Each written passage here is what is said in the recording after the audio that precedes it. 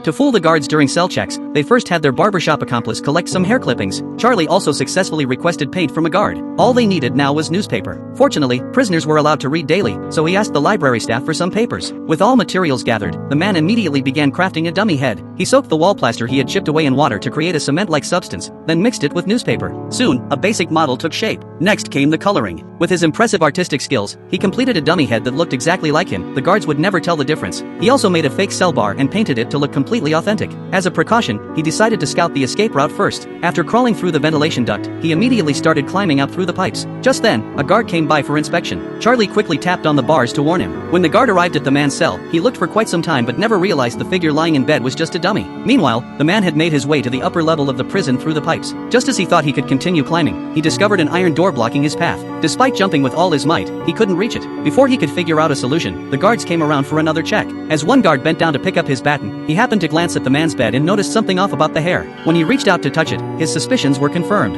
At mealtime the next day, he told his companions about the previous night's events. Everyone was making good progress except for Charlie, who was still chiseling his wall. The other two had already completed their dummy heads. He decided to go up again that night with John to investigate further. That evening, they quickly climbed up through the pipes. With his partner's help, the man successfully reached the grate. Once up there, he discovered the iron door was firmly secured, impossible to remove by hand alone. They needed a power drill and electrical wires. There was an outlet right there, but getting such tools from inside the prison seemed nearly impossible. Still, they weren't about to give up. During music class the next day, the man noticed an engine in the classroom but no drill bit or wires. He once again sought help from the old prisoner, offering all his future deserts as payment. But another problem remained. How could he smuggle the engine past the guards? His solution was unbelievably bold. He simply put it right inside his instrument case. His companions thought he had lost his mind. At the door, guards were checking everyone's cases. Charlie was too nervous to make eye contact, but the man confidently held up his case for inspection. This brazen move actually dispelled any suspicion, and he successfully acquired all the necessary tools. After assembling the drill, the two men began their operation. With his partner's help, he climbed back up to the iron door, hooking his feet around the bars to stabilize himself.